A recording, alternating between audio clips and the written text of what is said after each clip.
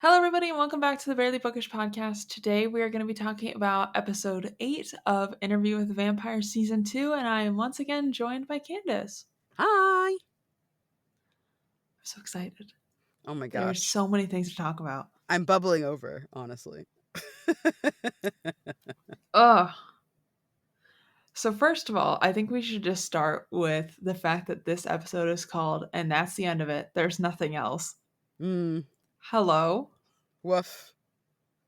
Woof. Yeah, I feel like something that they try to do is like, and we talked about this last time about how they kind of take the an important line from the show, from the episode, to kind of pull as the quote that becomes the title. But this one is just like,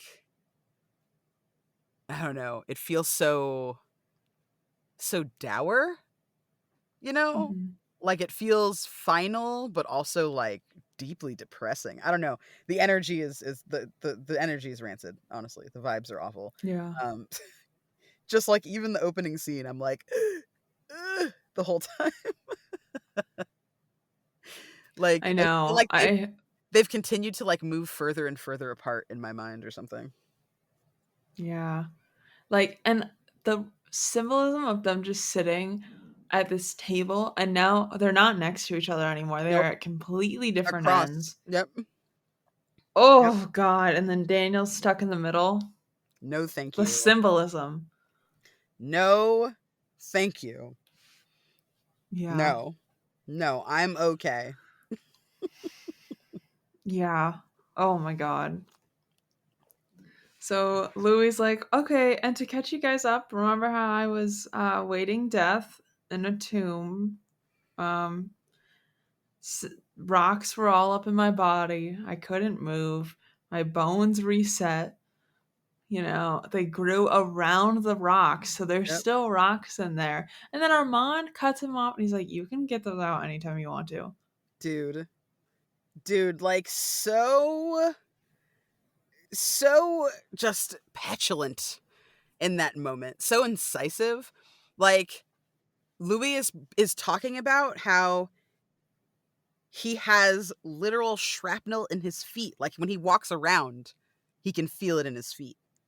Not just only in his ankles, Yeah. but, like, all his wounds have, like, shrapnel in them. He's talking about how he swallowed rocks, right? Like, they were all in his mouth and his Hmm. nose. And, like, Armand's like, yeah, but you choose to, like, do that or whatever. Like, you could be comfortable if you wanted to. Like, so petty. So petty. There's also an So I Easter feel like, egg in this first oh yeah. scene, too, by the way. Yeah. There's an Easter egg Hmm. to the Vampire Lestat. I love how this show really gives a fuck about fans of the book. It makes me Hmm. so, I don't know. It makes me feel really good. So there is a when you see they go to Louis's grave in the crypt, in the vampire's crypt, right? And Hmm. they show, like, it's one of those tombs where, like, the coffins are in the wall, like the coffins are, like, set in, like, back into the wall rather than being out, like, as individual coffins. I can't remember what you Hmm. call that, the way that those are, like, laid up or whatever. Um, Crypt? that's what I'm saying. Is Like, that not how? I just know that some crypts have, like, individual coffins. Like, if you think about, like, You're Spike's crypt right. in Buffy, there's some that have individual ones. This is the kind where, like, the coffin Yeah. is, like, almost like in a mortuary where they have the drawers where you pull them out. Like, the coffins are in the wall, and they show the names of the bodies that are Body lying lockers? there. Yeah, kind of. It's like a body locker style crypt. So they show the Yeah. nameplates of the people that are in the corresponding, uh, like, coffin that's like inlaid into the wall, and one of them says Nicolas de Hmm. l'Enfant, right? And I was like, Nicolas de l'Enfant. Why do I know that name? That's fucking me up right now. Hmm. So I watched the entire episode, and I'm just there like, Hmm. Nicolas de l'Enfant. Who is that son of a bitch? This is gonna make me crazy. I get to the end of the episode. He's a character from the Vampire Lestat. Yeah, Oh. yeah. He is someone that I think was meant to be an antagonist to Armand, which is why Oh. it's interesting that his body is in there, right? I can't remember exactly, like, what happens to him. I think Lestat is, like, part of, like, a traveling band of musicians, and he meets up with Nicholas, Mhm. and I think he's, like, Lestat's, like, first love, like, I think that's, like, who he loves. From what I remember, it's been a long time, since since I remember, like, reading these books, but yeah, that is an absolute Easter egg for the Vampire Lestat, which I love. Um, it was, like, just enough for it to, like, stick out in my mind and ping me, but, like, not enough to interrupt Mhm. my viewing experience, which I don't know. I love Easter eggs like that. They make me really excited. So, oh, the other thing I did wanna mention, though, with the whole, like, rock situation is, like, as a vampire, you don't have any way to bear the scars of, like, the trauma that has been done to you in any, like, noticeable physical way. So I feel like a part of this is, like, Louis' way of, like, holding on to the fact that this happened to him, that this horrible trauma happened, and it existed, and it was real, and he didn't, like, delude himself, I guess, into like it not happening. Absolutely. And It's so his like way it's of a paying penance. constant, yeah. Mhm. And so like Armand just be like, well, just get rid of it. Armand, shut the fuck up. Like, That's the thing, he doesn't hold on to things. Like, he's yeah. not someone who, like, holds on to things, like, he tries, but, like, he's not really, like, a keeper type of person, you know? Hmm. We still don't know what happened with Yeah. between Armand and Lestat. We know Hopefully we get something that next happened. season. You see what I mean? Like, we know something happened, we don't know Yeah. what, but we know something happened, right? Like, Yeah. because I feel like the I Vampire miss, Lestat is gonna fill in a lot of the blanks. Like, I don't wanna get too far yeah. ahead on, like, what my theory is for how this next season is going to be, but I do think that there's going to be some blank filling in this next season. Yeah. Ugh. Also I kind of mad that I didn't go to Mhm. Comic-Con and get to experience watching this live with the rest of the audience of Oh my everybody god. seeing that trailer. You know, everybody freaked out too. Ugh, Oh yeah. delicious.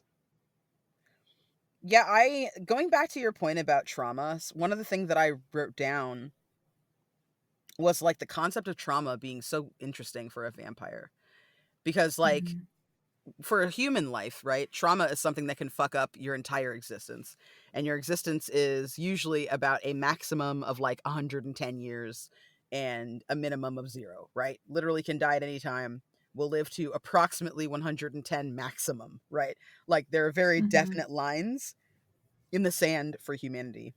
But for vampires, for immortals, it's the rest of your life. Something bad Yeah. happens to you, like, you might just hold on to that for the rest of your life. And we talked about this a little bit with Claudia and the trauma that she experienced, right? Like, having this Mhm. complete lack of understanding of what she was in for, going in with all of this trust at the first person that's like her but isn't her parents, right? And then having that trust be betrayed so badly and so ruthlessly, and then she just lives with that for the next half century, right? She just Yeah. sits on it for 30 years and, like, stews in it for 30 years, right? Like, anyone who's ever gone through something traumatic knows, like, it can haunt your dreams, it can haunt your days, right? It can take over your entire life sometimes if you're not talking to people, if you're not getting therapy, if you don't have any help or support system, right? And vampires, as Lestat said in one of the previous episodes, are lonely even when they're together, right? Um, so I feel like that concept is one that they talk about throughout this show. The tragedy of being a vampire and what trauma means to someone who is so long lived. And, like, I Mhm. see it all over Armand, right? Like, Armand's life began with trauma, his vampire life began with trauma, and, like, he's just continued this pattern for centuries, right? Of picking up, Mhm. ruining, and then letting go.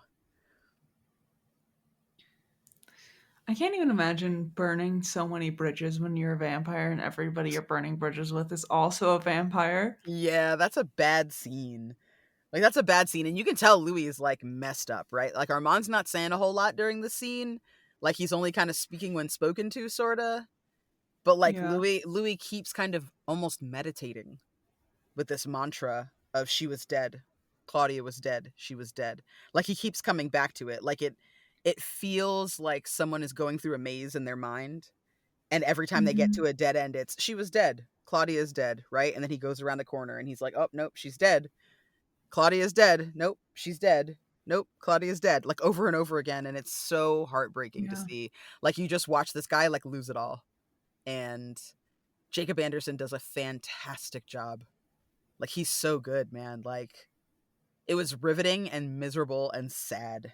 I Like, constantly forget that he is, like, I think British. yeah. Yeah, and Mm-hmm. I see him in interviews, I'm like, "What the fuck?" Hold on a second. That's how I feel about Jason Stackhouse from True Blood. I still have not watched True Blood. No? Okay. No, I was Well, not allowed to when I was a child. technically, that's not a modern classic yet because I feel like you try to go for things before 1980. Um, but should you decide that you want to expand modern classic to mean anything before 2020, I would read True Blood with you and watch the show and talk about it. Maybe that could be on our Patreon. I did get my first real Patreon person, and now I'm like, "Oh my god, I need to make content." Yes, you do. I like because I have like stuff from backlog, so there's Mm-hmm. like a ton of stuff in there. Um, but I haven't been making content for it because nobody's been enjoying it for like the last 2 years, maybe. Shout out to So you, there's, anonymous Patreon supporter. Thank you so much for your patronage. I know, I feel like at some point people are going to be like, and keep Candace on forever. I mean, that's not a tall order. Let's be honest. We have so much Anne Rice to go through at I this mean, point. quite frankly, like the other day, Jason was like, "How many books are there?" And I'm like, "I don't know, man. I'm pretty sure there's like 6." And I looked it up, and it's definitely not 6 books. Oh my It's god, not how many 6. is there? It was 6. Uh The huh. last time I checked, which was like 2001, I think. I don't know. The last time I read an How Anne many Rice is book that there? wasn't a vampire, I feel like there's 14 books. Vampire Part of Chronicles. the Vampire Chronicles, there's 14 of them? Yes. Oh Hold my on. god. Let me look it up. There's Interview with the Vampire Lestat, Queen of the Damned, Tale of the Body Thief, Memnoch the Devil, the Vampire Armand. Yep, 6. 6 was the Good. ones when I stopped reading. There were 6, but then she added Merrick, Blood and Gold, Blackwood Farm, Blood Canticle, Prince Lestat and the Realms of Atlantis, and Blood Communion: A Tale of Prince Lestat. So Jesus Christ. yeah, that's what the first was 6, 13 books. Mm-hmm. And then if you wanted to I, go like really deep, you could bring in yeah. the Mayfair Witches, Lasher, and Taltos too. If you wanted to, you could bring those in. Jesus. Yeah, if you were looking There's for a little extra. AMC's got a ton of content ready, I mean, rocking and like, rolling. it's brilliant, and I feel like HBO. I think Warner Brothers is trying to do that right now with Stephen King, where they're Hmm. trying to make like a Dairyverse of Stephen King's works. I'm Yeah. hoping those shows are good too. Honestly, I don't mind Stephen King. His books are a little long, but he's definitely an icon for a reason. Yeah. Like, Hmm. I like it, but I'm like, Stephen King, chill the fuck out sometimes. Because I'm like, why are people banging? That's a little, like, these are kids. Like, they're children, you Oh, and know? it, Like, yeah, in it oh does get god. spicy. It gets fan fiction in it. It gets AO3 Yeah. for no Yeah. reason. I remember For reading it no when I fucking was reason. so I've said this on the podcast before, but my mom had a rule that I wasn't allowed to watch any rated R movies unless I read the book, and if there was no book, I was not watching it. Hmm. So I remember wanting to see it because I loved Tim Curry because I used to watch Legend, which is not rated R, and Clue, which is not rated R, and a bunch of other Tim Curry movies that are not rated R. The Worst Witch, right? He's in that movie. And my mom was like, "Okay, I get it. You like this guy. I like that guy too. He's one of my favorite guys." I'm like, "Okay, let's watch this movie." And she's like, "I don't know. Is there a book?" Like always coming back to, is there a book? So like I read a bunch of really inappropriate shit when I was a child That's so that I so could funny. watch the movie because I just really needed to watch the movie. And I remember being like, I need to see it It's important for me. She's like, you're scared of clowns. I'm like, I know. That's why I want to read it, because it's scary and it's going to help me get over my Mhm. fear. And she was like, I was like, I saw the commercial. Seth Green is in it. And I love him. I love him, Mom, on the Wonder Years. I love him. And she was like, mm-hmm. Okay, if you can get through all of it and you can read all of it, then I will let you watch the movie. And I was like, okay. So I read this book. I think I was like 10 or 11 years old. I should have listened. I did not listen. It was Mhm. really scary. It was arguably one of the Mhm. scariest things I had ever read at that point in my life. I had serious nightmares. And then one day, when I least expect it, I get to a part where everyone's banging, and I'm like, wait a minute. Hold, wait, Hold on. what? Okay, this book isn't that bad. This book's fine. Hey, Mom, thank you for suggesting I read this book. It's really good. She's like, yeah? It's been a while since I read it. I don't really remember. I remember it's real scary. I was like, it is real scary. Yes, it is. Mhm. Scary good. She was like, got real suspicious. A few years later, I had told, I guess, too many people that there was banging in the book. Um, Mhm. and my middle school librarian came to me and was like, do we need to have a talk? Why are all these kids in the school suddenly taking out every book that has sexy parts in it? Like, there was a Judy Blume book called Forever. Like, people were like, where's good sexy stuff? And I was like, if you want smut, read the following novels in our middle school I'm library. screaming. So that's how I found out it had sex in it. And then I promptly told literally everybody I knew. Because Hell it's yeah. like, it's in the library. You can just go get it right now. You can just look at it right now. They're like, you could just be like in class reading that right now. I'm like, yeah, you could. Libraries are cool. Maybe you should go read. Hell yeah. Such a dork, dude. My favorite part is like, obviously we all did this as kids. It is so funny to me that now people are like, oh, apparently there's this whole new thing where people are taping books closed. Like, there's like a seal thing, and it says like must be over 18, must be over 18, and I think it's in What? Florida. Yeah. And they're like, when you, so you can't like look in it before you purchase it. Oh And my they're like, yeah, god. it's so that kids can't like, okay, so did you hear about on Pornhub you have to like show your Hmm. ID kind of thing? So They don't apparently this they is don't like, want your ID. So Pornhub is now gone in like half the states in the country. I did hear that. I did Yeah. hear that. You can't access it. If you access it, it's like, hi, your state does not allow you to have Pornhub, unfortunately. They wanted us to collect your ID in order to have access to this. We don't want your personal fucking information. So why don't you go ahead and call your state legislator and let him know or her know that you're fucking sick of this shit. Anyway, I hope you find good stuff elsewhere. Sorry. Like, it's the most Iconic. polite message, but still, you're like, what the fuck, man? Yeah, apparently this is stemmed from that, where people are now like taping books closed Hmm. so that like you can't access it. And I'm like, listen, Wattpad exists, AO3 exists. I don't really understand. Like I get that like obviously we don't want children to like be presented with this shit all the time. Absolutely. However, like I don't know about that. Like I feel like we have bigger problems in the world than like taping a book closed. You know what I mean? Yeah. What's wild for me is that, like, that never stopped kids from looking at nudie mags when they were wrapped in plastic back in the day. Like, I used to work at Mhm. Borders forever ago when Borders was still a store. And we would sell like Playboy and Playgirl and Hustler and stuff, right? Mhm. And even tattoo magazines, because people are so offended by tattoos. Even certain tattoo magazines would be sold with the plastic wrap on top, right? Like, there was an all black tattoo magazine called Urban Ink that had come out, and one of their first cover models was the actor, oh, what is her name, Deborah Wilson. She used to be on Mad TV, and she's now a very prominent voice actor. She's in Jedi of the Fallen Order, right? She's really big. So she's very heavily tattooed and heavily modified, and the cover was her holding, like, she has a very small chest. So she's like holding her breast in one hand so that you can't see her nipples, but it's like from the side, it's like over her shoulder. So all you Mhm. see is like this little like triangle of like side boob, and Mhm. that they wrapped that in plastic with a black bar over it. Oh my god. Yeah. Yeah, so I'm like, that was what, 20 years ago you guys were doing that, and now we're here? Like, don't you realize that's never gonna keep kids safe? Meanwhile, right, during Black Friday, Hulu and Disney Plus were selling a package deal for $3 a month for the year. And my partner was like, "Oh, that's only $36 for the year. I have $36. We can just buy that now. It'll have ads. Mhm. That'll suck, but like, we'll at least be able to watch the shows that we want. And if you need things for work, you have access to them, right?"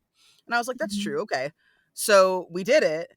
And like, I'm served gambling ads and like Hims erection pill ads all the time. And I'm like, so Yeah. wait, a boy can't get a kiss on the cheek in Strange Planet without people freaking the fuck out. Like there can't be like a trans or romance, like lesbian romance subplot in Inside Out or Moon Girl and Devil Dinosaur. You can't have that kind of thing going on in the Owl House. But like, you want to teach my infant, my toddler, about fucking dick pills? That's fine. Those ads Literally. say stay hard, get hard, satisfy every time. Like the language is provocative because of what it's meant to do. And like that's Yeah. okay, right? That's fine. So I'm like, I don't get it. Like what is this? What's going on? Yeah. What's the So problem, that guys? fucking solitaire cash ads I keep getting, I'm like, Mhm. And Rocket no. Mortgage as well, Rocket Yeah. Money. Tons of that, right? Like payday loans. I'm like, why is this what the commercials are showing me? I figured Disney would have commercials like they used to back in the day when they were a paid channel, where it was like Mhm. commercials for their stuff, right? Or for other things that make sense, like partner with Yeah. Hasbro, partner with, like companies that make kids stuff, that make kids products, right? Magic Leap, like Mhm. whatever. Um, but that's not what they're doing. they're they're instead just like filling your ad space with like garbage. And I'm like, someone's kid is watching this. Like, I'm not overly concerned because I don't have any children in my house. But somebody who has kids, like, that sucks. Like, now your kid wants to borrow your iPad so he can look at prize picks. Like, ew. Yeah, literally. Oh, so weird. Crazy world. Yeah, Crazy world. too much. Big tangent. Sorry. That's fine. That's fine. So honestly, the hardest part for me is that Louise starts being like, "Is there anything I could have done differently? What could change? What could I have done to not get us to where we are now?" Hmm. Which is so sad. Yeah. It's also sad that like Armand still keeps the ruse, man. Oh my Like god. he still holds the ruse. Like Louis is there. Armand's like, yeah, he was screaming and screaming and screaming. He's talking about how Louis has been like screaming and he could hear it. It was haunting him, right? As he was trying to work in the theater still. Hmm. And Louis like, I wasn't aware I was screaming. I was Yeah. screaming. And Armand's like, yeah, you were screaming for forever. And Louis like, I had no energy. I had rocks in my throat and in my hands. There was nothing I could do. Like, I had no energy to even move my body. Like, if I had Hmm. energy, I would have burned my clothes to self immolate and just killed myself. And it's like, what is that?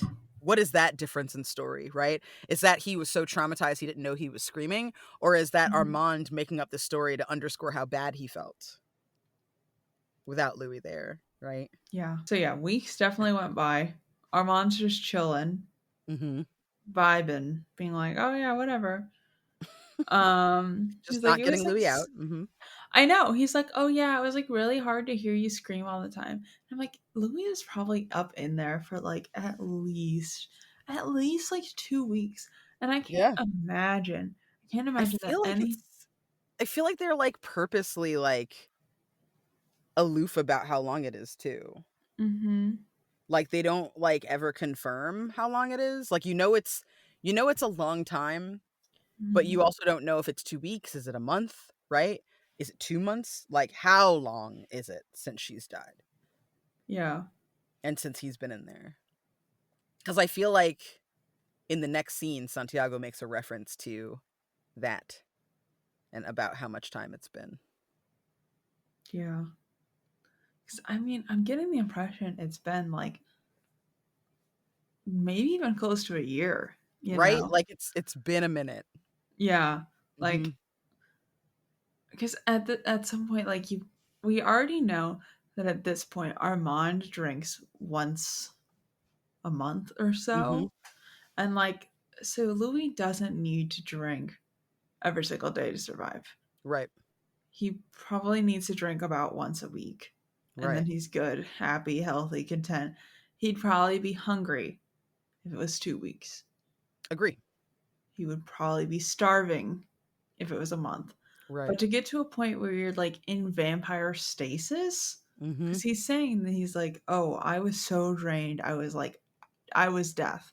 And like, I think we kind of know at this point that like in the lore in general, vampires don't die from not drinking. They go Mhm. into like a hibernating situation type vibe. Yeah, in Interview with the Vampire, in Vampire the Masquerade, the Mhm. game, which is definitely heavily influenced by, Mhm. works like Interview with the Vampire and Endless Stats, that is heavily influenced by works like Interview with the Vampire and Anne Rice's other Vampire Chronicles. Mhm. They call it torpor. Torpor is, it's a state that you can put a vampire in by staking them close to their heart, but not going all the way through. It's like a body response. I feel like that's a similar description of like what it's like for a vampire to go into stasis when they're hungry. Like they do a long slumber. It sounds like they're saying it's like really detrimental when you go past a certain point, that it's hard to come back from that. Like that's what it kind of Mhm. sounds like Armand's sort of leaning into. Um, Mhm. but again, that could also just be a sense of that conflict, right? That unreliable narrator, because we do Mhm. know that he feeds like 4 times a year. Yeah. So I And don't know. Lestat obviously was having some difficulty getting some blood, Hmm. when he was in his situation. So it's not like nobody's done it. I feel like it's more of a willingness to survive more than Mm, a actual survival issue. that makes sense. I feel like we talk about that in the book, right? A little bit, the will to Mhm. live in a vampire. Like I feel like that's something that Anne Rice does discuss at the Mhm. end of Interview with the Vampire. Um, because I feel like that moment when Louis and Armand have their talk at the end of Interview with the Vampire, where Armand admits that he helped kill Claudia, I feel like that was that same conversation where he talks about like, hey, I've kind of lost the will to live. I just want to fade away, kind of thing. Yeah. Um, so yeah, it's definitely not unheard of to do that, but I agree. It feels more down to your willingness to live and your interest in living, for sure. I totally agree with that. All I'm imagining is if someone turned me into a vampire, all these other vampires around me are gonna be like, yeah, after all of my family passed, I lost the will to live. Like, I kind of just faded on. And I'm gonna be like, my TBR seems to be ever increasing. And yet, without needing to sleep, I still do not have the time. And it's just like me in like a forest, like every 100 years coming out, raiding the Barnes and Noble, going back into the forest. Being And an then absolute terror. yeah. And they're like, "Yeah, we're pretty sure." And it's just, okay, I've been seeing a lot of these mockumentary things, obviously, because it's like one of my favorite filming genres. Hmm.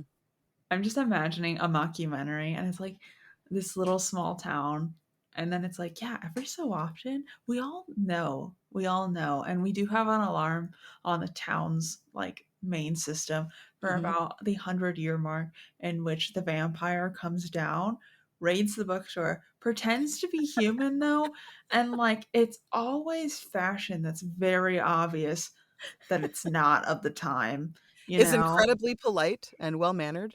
Mhm. Asks before they bite anyone. Very delightful person, really, if they would stop stealing the books. I mean, Every time they pay us in gold, and it's very hard to actually transfer gold. we try to accept all kinds of eccentrics here, but also, I mean, this is arguably better than cryptocurrency, but still, get it together. I'm imagining like it's the year 2400, so gold doesn't really have any value anymore. And the vampire keeps paying, and we don't have the heart to tell her. How do we return um this? yeah. Is there a return receipt? We just keep accepting it and hoping to find something to do with it. But yeah, we kind of just keep giving it to the kids of the town, and they kind of like smelt it down and to make little trinkets for themselves. But yeah, really no value anymore. So we just kind of keep letting it happen. Um, we do let the Bloodmobile break down there once a week. It is As the a only treat. reason. the Bloodmobile exist anymore because obviously there is no need and we all know the vampire lives at that house. But we just kind of keep letting it happen. It's like our own little game. And then it's like you flip to the vampire's point of view and it just stacks everywhere. Everywhere. And there's like a cleaning human that like comes through every so often. And then Mhm. it's just panned to the cleaning human. I don't even think she knows I'm here. Honestly. I've come in here every day. I clean every day. I dust every shelf. And I don't think she knows I'm here. I need to write this. Hold on. I need to take these notes and I need to keep them for my little self. At some point, I've been wanting to publish a book forever. And it's like This is it. one of my big goals is to draft one this year. So I need to like actually do that. I told myself that I'm going to write a chapter a week. And I need to do that. I need to make it happen. Because I need to live my creative dreams. This is going to be a fun little project I'm going to throw on the back burner as a treat to myself. Yeah, absolutely no notes. If I Agree. knew how to like pitch a TV show, because I don't really want to write the TV show, I do want to watch it though. You know what I Oh, mean? yeah, I feel that. I very much feel that. I agree, and I too would like to find a way to be able to both enjoy and have a creative input into what's being made, if I could. Mm-hmm. Mm-hmm. So let me watch the first drafts, before they go to TV. Let me watch that and I'll be happy. Let me read the script. Yeah, that's the vibe for sure. So, anyways, passing all that back. Um, it's been a little bit of a tangent episode, but it's okay. It's okay. It happens. It's okay. I feel like that's okay. I I feel like Armand finally caving and going to give Louis his blood, like the energy is very well. I was trying to love you, but then there's like an undertone of yeah, but also I was like really sick of feeling guilty, right? Like it's giving I love you so much and I fought to get you out of here, but Mm-hmm. also shh, now be on your way. Mm-hmm. So he like opens the coffin, he disguises the one of the coffins for Louis's coffin. He takes Louis out, keeps him in his private room, and then drips his blood, opens his veins to feed Louis. Mm-hmm. So Louis is drinking. He like comes out of the coffin or whatever. And like Armand is like not there for him, right? It's Yeah. not like in the movie, right? In the movie, they lock Brad Pitt in the coffin, right? All the same. While Mm-hmm. they put Claudia and Madeleine in the sunroom, right? In like the little oubliette or whatever you would call that, right? The sun tower that has like the sky open at the top. And that's Mm-hmm. how they die in the movie. And then Louis is like in the coffin or whatever, right? So they keep that energy, but like in the movie, Armand is there when Louis wakes up and gets him out, right? Like in this one, Armand like opens his arm, Louis like just like leaves, right? He's just outie, right? Mm-hmm. Pieces out and entirely just loses his mind. Just completely just just crumbles into a blubbering mess, which like of course he's been through something Yeah. horrific and traumatic. Like he's literally going from the stage to a dark box to that next moment, right? It feels almost seamless, I'm sure. Mm-hmm. And this is mean, but I wrote down Louis' toxic trait is having an NPC personality type for every single situation. Mm-hmm. Um, Louis has a tendency, like he starts personifying his emotions here. He's like, my Mm-hmm. rage didn't care. My rage was only quieted by my thirst, and my rage and my thirst, they took over. And I'm like, Louis, you love saying other people or other things did something and you didn't do it. Like that's his Mm-hmm. number one fucking like MO. Like he loves talking about some real metaphorical shit, but he's really saying, I fucked up and I like definitely murdered a bunch of people. And then like, they were talking to me and they were ghosts or whatever, and it was bad. And I wasn't really saying anything that made me sense. And I kind of lost my mind. Remember my brother? Remember my brother's really crazy? It was like that. Yep. Oh no, my brother's really crazy. Like that's how it feels. He's like trying to talk about it. And Armand is just like there, like,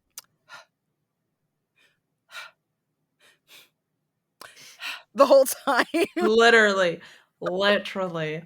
Armand's like, "Oh my god, I can't believe we have to talk about your trauma again. This is so boring. Can we talk more about me?" And I'm like, Oh my "Armand, shut the god. fuck up." Even Actually. past Armand, right?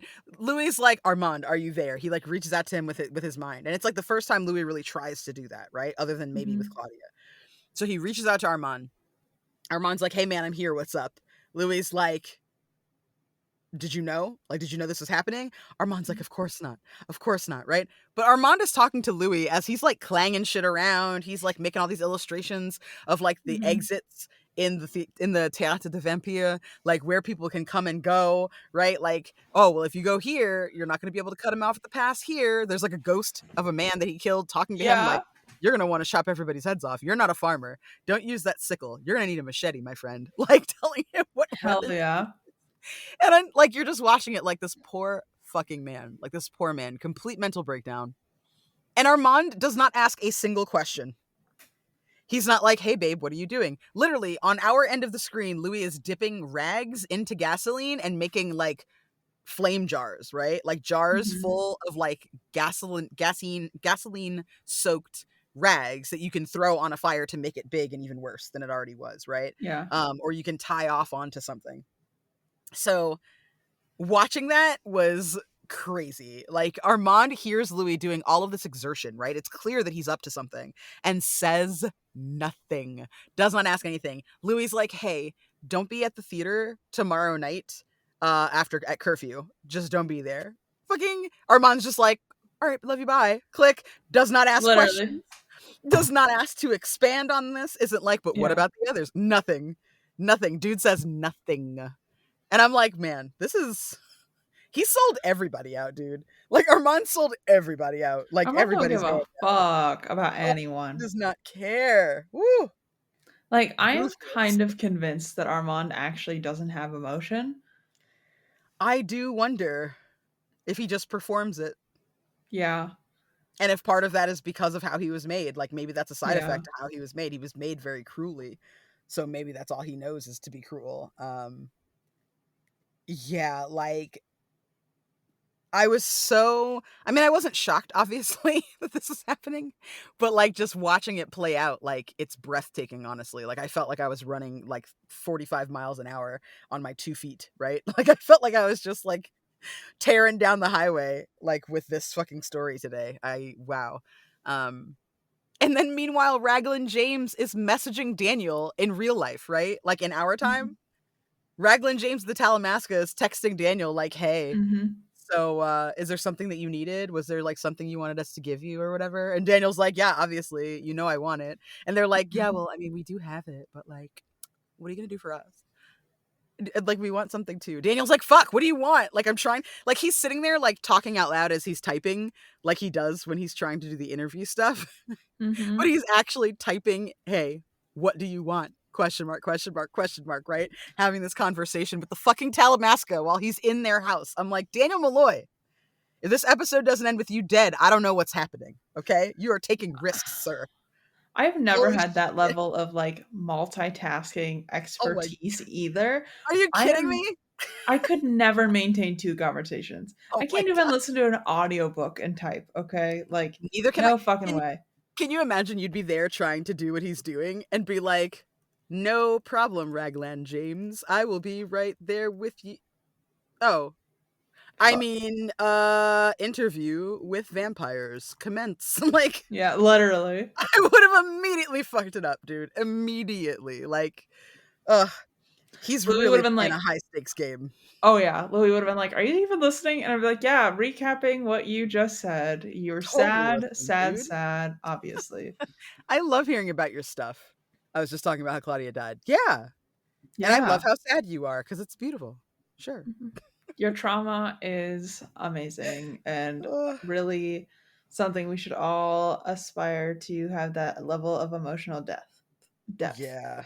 Yeah, like, I don't know, man. So, like, you can tell Daniel's up to something because he, like, looks at Mhm. Armand and is just like, "So you sold him out, like, you were just fine? Like, this was just fine with you? Like, what were you gonna do? Like, where are you at in all this?" And Armand's like, "Well, I felt without Louis, I was nothing. You know, um, I just don't know. And in my head, I'm like, is this a constant kind of pattern of behavior that he's inherited because of his humble beginnings? Or is this like a shield that Yeah. he's hiding behind so that no one asks any questions? Right? There Mhm. are important questions. There are like loopholes that no one has followed up on, right? And Armand is just like, I love him so much and he's my baby. And I just, I went back for him because like I was nothing without him. Dude, like the greatest trick. The greatest trick. Mhm. Mm. Mm. Yeah. Before we get into all of the Armand stuff, which it's gonna be a good minute we're gonna have to talk about. Let's talk about Louis' actual like tearing that shit up, throwing like killing everybody. Dude, I love the reveal that he has power and that he is willing to fucking use it. I Oh love yeah. that the catalyst for his power is Claudia dying. Like, to Mhm. me, that was a very strong choice, and I did not feel it was a wrong one. Mhm. Mhm. I know. I thought it was kind of beautiful. Like Yep. horrible, horrific, Yeah. but also beautiful. Yes. Like, I love the slow simmering too that they show you. They didn't go with like gratuitous violence right out of the gate. It was more like Mhm. a build. You Yeah. see him kind of going through the motions of tearing into this fucking coven of vampires, right? Like he goes to the actual place, he sets up the different fires and the checkpoints that he had marked on his map. He kills people in their crypts, he kills people in the rat box. Like he fucking goes nuts and Mhm. then blows the whole thing to hell. And And he grabs Claudia's knows. notebooks. Yep, yep. And he knows that 4 people escaped, Mhm. plus Lestat. Mhm. And it's like, in my mind, when he said 4 people escaped, I at first was like, oh, uh, that must include, Lestat. But it does not include Lestat. It It is does 4 not. people. So it's the 2 that Santiago sired, Mhm. and then Santiago, and then Mhm. 1 more vampire. Mhm. Mhm. Mhm. Mhm. And like the rags, like the ingenious, he knew that like they were going to leave on their bikes Yep. because like they had ridden on those bikes when they first got to Paris, right? So like Louis goes back arguably to like moments because you see all these moments he's playing out over and over and over again in his mind of Claudia, right? And one of the moments is her on the back of a bike. And so then he ties one of those gasoline soaked rags to each vampiress's bike so that as Mhm. they're speeding along, they get to the bridge over the Seine and explode. Like the rag finally catches flame with like the roar of the engine of the Mhm. motorcycle. And it's fantastic. And like Oh you yeah. see Santiago lose it because he feels it, right? The second that it happens, they're gone. And like I have to tell you, I've never felt less empathy for anybody in my life. Literally. Like He's fuck there you, like, Santiago. no. And I'm like, didn't we just do this like an episode ago, but for somebody else's kid? I don't know, man. Shrug, that's bad, Mhm. but Because he what are you also gonna do? pretended to be Claudia's friend, I too. mean, like he really did. Like he thought they were close. And I'll be real with you, man. I was in full support. I was in full support of them deviating from the story. I was like, you're gonna deviate from the narrative? I would love that. Maybe Claudia and Santiago are friends. Like maybe they're good. No, Yeah. no. Everyone in that fucking theater is a charlatan. Every single person.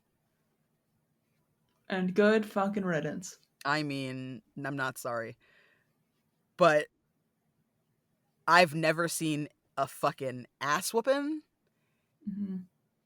that could hold its own next to Louis versus Santiago. Yeah. I Yeah, I he's don't like think I expected that. I think that interesting part too is that he was like calling to him and he's like, Francis, come to me, Francis. I'm like, who the fuck Mhm. is Francis? I was like, "Who?" He called him by his Christian name. Mm-hmm. He's like, yeah, Santiago's like, "It's Santiago to you." He's like, "Francis, please."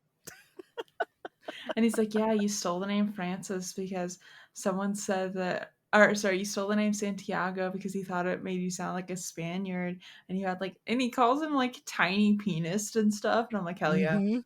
yeah, nice. Mhm.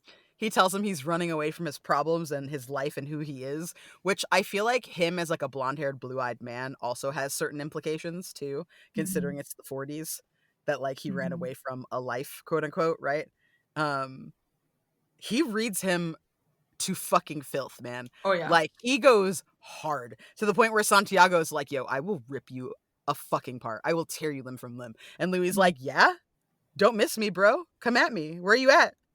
Where you at, homie? Right? He basically does exactly what Santiago did to him in the restaurant, where he like uses his own voice against him, and he does a Mhm. Santiago impression that's actually pretty fucking good. And Santiago Mhm. absolutely like rises to the bait.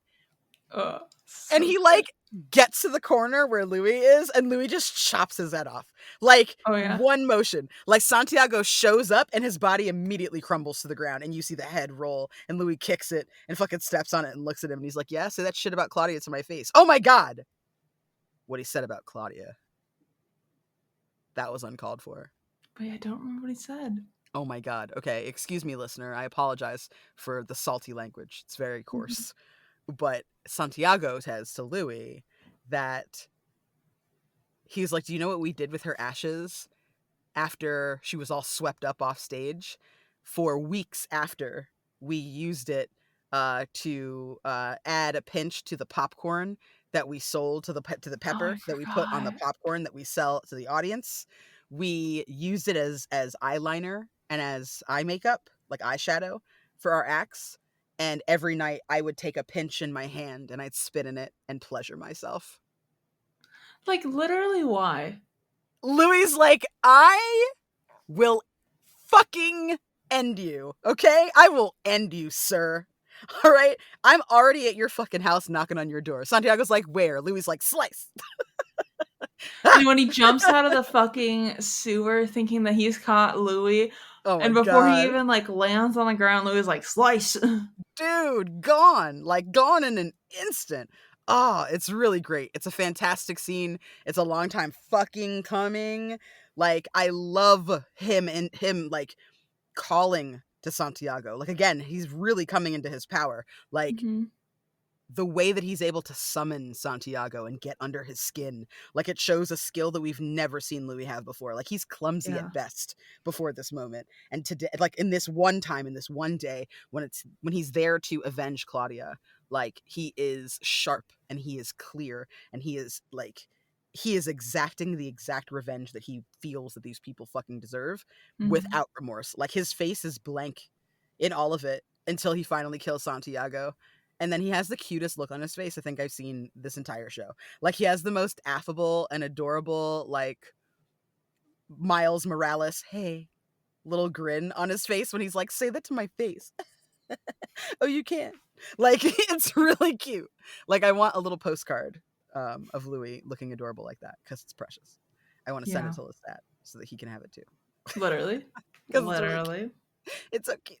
Um, but yeah, like that scene, I feel like that's such an improvement, especially considering like the racial implications hmm from like of changing your Louis to being a black man from how things go in the book, right? Like we were talking about how in the book and in the movie, Santiago originally accosts Louis before, like to seduce him to come to the theater of the vampires.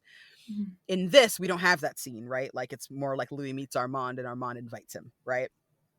So there has to be a way for Santiago and Louis to hate each other that's outside of Armand, right? Because in the movie, you get that whole scene where the two of them just can't stand each other before hmm Louis is like really, enraptured by Armand. So I like that they still give that to us, but they give it to you at the end and as a fight. Um, because I feel like the level of villainy, Santiago feels more like a clown, I think, in the original, whereas in this, he feels hmm much more sinister. hmm I know. I do think they did a really good change with Santiago's character. I really Yeah. like it. Yeah, great update. I wasn't sure if I was gonna like him because he was so blonde, but I was like, you know what? I'm feeling this actually. This isn't I bad. I forgive you. feel like for the time it makes sense, I guess, you Agreed. know. Yeah. So I'm cool with it. Yeah, they went Um very cabaret, which made sense. oh, and then I had to talk about how he's like, yeah, so then I killed everyone except one mysterious vampire that we don't know. And he's like, and all I felt was empty. And I'm like, fuck, okay. I Mhm. mean, they do say that like when you get your revenge, you're like, and now I have nothing. What do I Yeah. have? I mean, you've done everything you set out to do. And then So then we have him meeting with Armand, and he has Armand on the other side of the room. They're divided by a shaft of light, which is Dude, so beautiful. like, oh my fucking god. I wrote this in all caps. This literal and, like, immaterial divide between them. Hmm. Like, there's an actual emotional divide, but then there's also a shaft of light that means that there is a literal divide in the room. Hmm. And it's like, so you know that this has to be a peaceful scene or someone's going to go up in flames, right? Like, everybody has to be chill because Hmm. you literally cannot cross the boundary. And that feels very intentional, especially for Louis, who's had his boundaries crossed by Armand over and over and over again.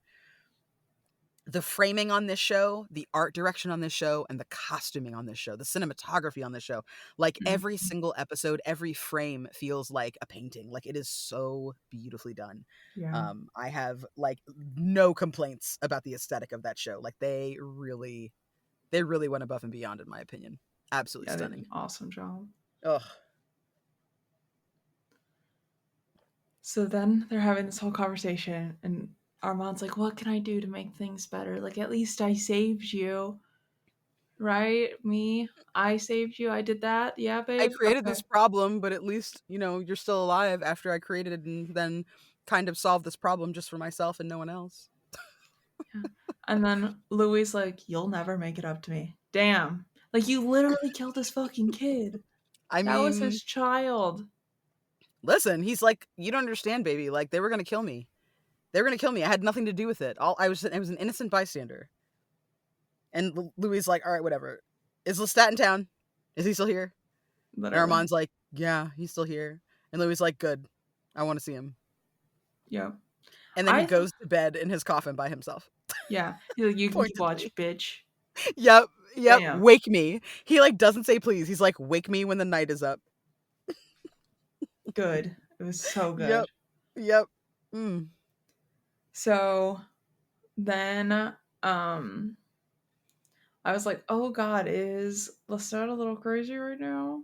Cuz he's like combing the wall with his hand. He's in some Mm. sort of lair that has water everywhere. Mm-hmm. We find Mm-hmm. out that turns out it was Magnus's lair. Mm-hmm. His maker. Yep.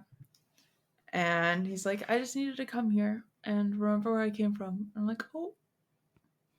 And remember how miserable it was. I was like, "Oh." Like, So, I feel like he is very, I don't know, like, the despondency is very heavy in the air around mhm, Lestat. And it feels bad too as the viewer. You're like, "Oh great, you're going to see your ex-husband with your new boyfriend," right? Like, the mhm, energy throughout this whole scene is very like your mom talking to like your dad now that they've gotten divorced, and like maybe your dad was a womanizer or had a little bit of a drinking problem or worked too much, right? And your mom felt like really devalued and like, just he just doesn't care about me. And now now she's getting married to Hank, the post office worker that comes to your house every day that she's been making eyes at for 15 years, right? And your mom's mhm. just like, "Hi honey. Yeah, well, it's good to see you. Hank is with me now, so I don't need any more of your shenanigans because, I'm with someone. And he loves me for who I am. So, like, that's the energy of this whole scene. Lestat's Yeah. like, yeah, I'm in my dad's house and my dad made me feel like shit. And I went through a lot here. And as you can see, there's manacles on the wall where, I wasn't kept, thankfully. Other people were definitely tortured there, though. And yeah, it really wasn't a picnic. Some bad shit happened to me in this very space, but, whatever. It's great. And Louis like, right, well, you're an asshole and you'll always be an asshole and you're nothing to me. You're dead to me. Let me make out with my husband, my new husband right here in front of you. Do you Mhm. see our tongues touching? Do you see we're in love? This is what real love looks like. I'm out. Like, the gayest scene. Like, the level of homosexuality. I brought my Yeah. new boy toy for you to see. Look in his beautiful orangey brown eyes. That's Mhm. right. That's right. He's strong. He's powerful. Mhm. Meanwhile, Armand's like, listen, can you please not get either of us killed? That'd be really great. Could you not kill him? Don't try to kill him. He's not, you don't wanna. Lestat's like, I have the blood of Akasha in me. Yep. And Armand's like, oh, Louis, we should go. Yeah, And we should Louis leave. like, the fuck does that mean? Armand's like, don't worry about it. We should just go, okay? Like Armand's like, I'm calling the cops and we're getting the fuck out of here. Yeah, that's it, dude. Pack your shit. Oh, you don't have any shit? Good. Let's go. Like, he has the blood of Akasha in him. I'm not fighting that motherfucker. And like, the average viewer of this show is like, who's Akasha? What does Yeah. she do? What do you mean you have the blood? Does that mean something to me? Should I know about this? Literally everyone else is like, rah! Blood of Akasha! Oh my Yeah. god. Anyone who's like, who knows even a little bit about Interview with the Vampire, who has seen Queen of the Damned, is like, Mhm. oh, Lord drop, Lord Yeah. drop. Because I have read the Vampire Lestat, I can tell you that scene that happens in Queen of the Damned, where because that's basically what we're getting like the tones of, right? Mhm. If you've seen Queen of the Damned, there is a scene that is a flashback to when Lestat is a fledgling and he is in a high tower above the sea. That's the same place. That's Magnus's place, right? Mhm. In that movie, I think they confuse Marius and Magnus, just like we were confusing it a few episodes Yeah. ago. So that's one that's real slippery, because they confuse it in the movie too. But basically, um, he's keeping Enkil, who is Akasha's consort, and Akasha, their entombed bodies. They're kind of enshrined, like Mhm. they've gone bound and without eating for so long that their bodies have turned to stone, essentially. So they are eternal. Mhm. They're still immortal, but they are eternal. So deep inside is still the life essence. And Lestat feeds off of the statue. Like, the statue calls to him and seduces him, and he takes the blood of Akasha into him, right? Um, which is part of the reason why Lestat has been so powerful all this time, because that happened when he was kind of still a fledgling. Mhm. So, like, they thought the blood was going to kill him, I'm pretty sure, if I remember correctly from the book. Like, his maker was like, you might die, dude. Like, this is, like, you're drinking straight ethanol, right? Like, what are you Yeah. doing? And Lestat's like, I will come out on top. Um, but I loved that Easter egg. Again, like, if you are Mhm. somebody who is a fan, you can still enjoy the show. They're not oversimplifying it for the average viewer, right? They still offer Mhm. you a glimpse of what you know to be true and what you might remember from reading the books, which I absolutely love. Louis shows that he can create fire, and he can control fire for the first time, which is very exciting. Again, lots of new Yeah. powers popping up, but like, I think that this next season, I feel like you can't just tease Akasha. You can't just like throw Akasha's name out there and like not intend on following up with that. I'm sorry, right? Yeah. Like, next season's got to have at least a mention, at least a glimpse of Akasha, right? If not the full story, then a little bit of it. Gotta Mhm. be. Um, Gotta be. I will be upset. I will be upset if they just threw that out there and don't follow up. I will be mad as fuck. So I need that to I come trust correct. them. I'm trusting the You're process. right. We got to trust the process. That's true. That's I've true. questioned before, and I cannot be proven wrong again. Mm-hmm. Mm-hmm. That's true. We'll go along for the ride. We'll see what happens. At this point, they've got to be listening to the podcast, right? I'm just kidding. I'm not that full of myself, but imagine. Invite me to the red carpet. If you're listening, I don't know if they do red carpet for TV shows. I feel like they've gotta. I mean, for this one, for sure. I want to be there. Send us to Uh, Comic Con, guys. We'll talk about your show literally, on Comic Con. Send us to Comic Con as commentators. We'll do yeah, it. all day long. Yeah, We would we'll have a look great time. great on the runway. We would wear a cute outfit, Yeah. very vampire core. Oh yeah. Oh my Mm-hmm, god. I'd be mm-hmm, having a mm-hmm. whole goth collar moment. Yes, Mm, yes, very interested. yeah. Send us. We're there. We're ready to go. My bag's already packed. Okay. Like, At AMC, hello. We're my doing a name is careful Rachel. analysis of your show. This is Candace, and we want to be on a red carpet. Please and We thank you. swear a lot. We'll fit in right. We'll fit in. We It'll be swear. fine. Invite us. We'll behave. We'll be good.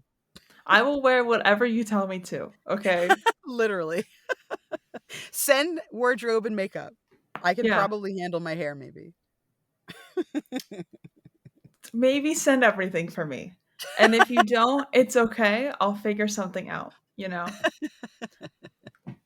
I just want to be there. Can you sit me clear close to maybe Lestat and Louis? If not Louis, then definitely Lestat. Get me nice and close. Not too close, so it's weird or anything, but close enough that I can look without coming across as some kind of creep. Thanks. I just want one selfie It can be a quick one when they're walking away. It's okay. I will accept where I am at in life. Okay, let it happen, please. I can see the front side on TV. Let me just get a picture of the back. It's fine. I'm just imagining the two of us doing a red carpet and having to like red eye it back home. I would be fine with it, honestly. I probably wouldn't even sleep. I wouldn't sleep for like No, 2 days. Just be living off of vibes alone. it would just be like every 5 minutes a screaming text message, and then Yeah, me just looking over at you with a scream on my face, but no sound coming out. uh-huh. I remember I went to Comic-Con in 2009 and True Blood was like really hot at that time. And they Mhm. had this like immersive True Blood experience where like Mhm. the vampire club that like Alexander Skarsgård's character Eric Northman Mhm. runs. I can't remember it now. Damn. I'm like, it's called Vamp Fantasyland or something stupid like that, but it's not. Club Mhm. V? No. Whatever. The point is there's a club in True Blood that Eric Northman runs. And they like Uh-huh. dolled it all up to be like that bar. And like they were giving away free cups as well that had like little slogans on them for there's like a vampire, like a blood substitute. They all had the logo of the blood substitute on there and stuff, and they were like selling red beer and giving away like cocktails and things like that and t-shirts. It was really cool. Oh, It was really, really fun.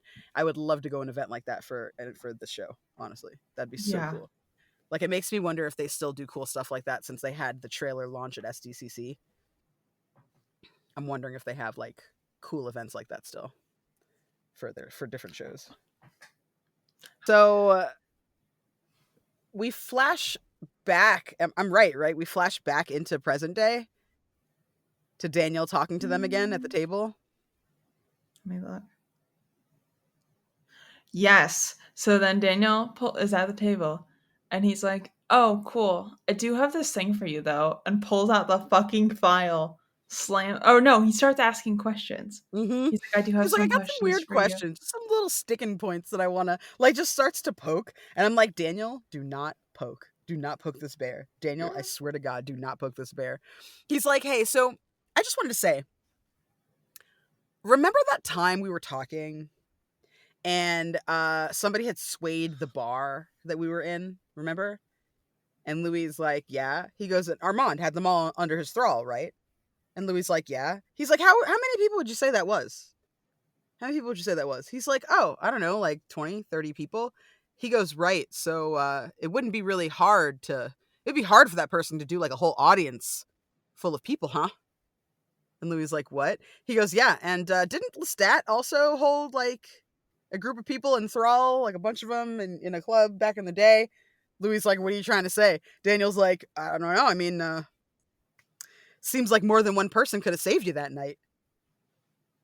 And Mhm. Louis just there like, what?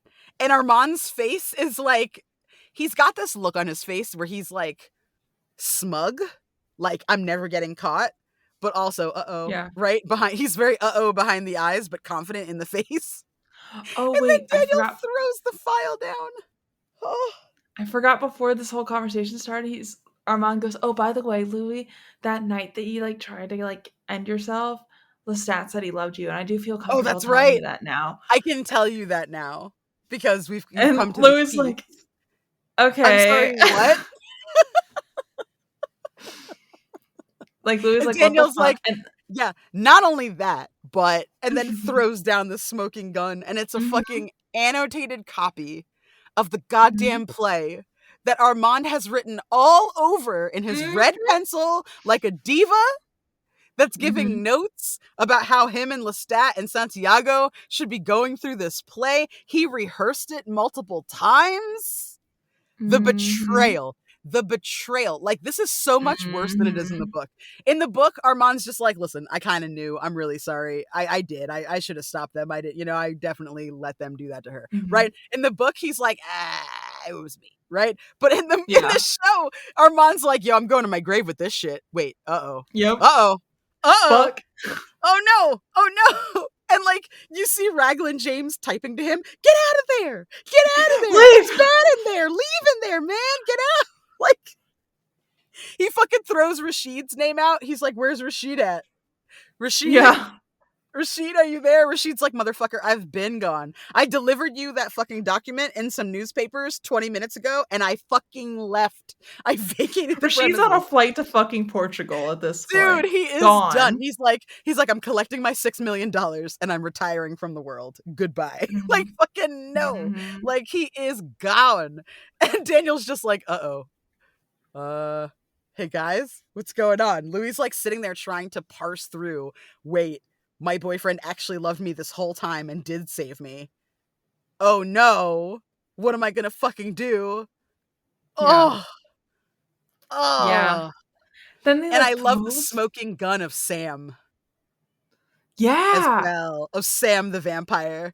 Like, I remember Mhm. looking at him and just being like, why are they focusing so much on this guy this season? Like, he's Mhm. in so many scenes. Like, what is his deal? Never occurred to me he was just fucking 1940s Rashid, right? The Yeah. mole that was planted there Mhm. to fucking watch the fuck out of these people. Oh my Yeah. god. I Oh my never would have god. thought a vampire could be on the Telemasca, but I guess it makes sense. Yeah, I mean, you gotta have people on the inside, right? Informants. In Yeah. my head, though, the question that I still don't have answered is like, Sam. Mhm. Daniel's like, what happened with Sam? Because you also have him putting you in that box, remember? Yeah. And Louis like, shit. Yeah, well, I mean, I'm sure I was just messing that up. You know, Sam was wherever I said he was. But I Mhm. kind of wonder if that's because Armand. I don't know if Armand works with the Talamasca. I don't Mhm. know if like, because this is now two Talamasca agents that have gotten very close to Armand, right? And very close to Yeah. Louis. So I don't know if Yeah. that's what they're trying to say, or if they're trying to say that that Sam was part of the reason that he was able to escape, right? That Armand and Louis were able to escape. Like, I'm not sure what the narrative is there, but we find out that they definitely had a fucking man on the inside the whole time, which is wild. Crazy. Oh. Crazy. So we get the full reveal. Lestat was the one that actually saved Louis, not Mm. Armand. Armand's been fucking lying the whole goddamn time. Oh my And god. then 80 Armand's, years. yeah, yeah. And he's like, oh, yeah, it's been 77 years, almost to the day. Like Oh my 5 seconds god. before this, turns Oh, out 77 years of goddamn lies. dude. Fucking Louis throws Armand into a wall. It like breaks all the And light fixtures in the house.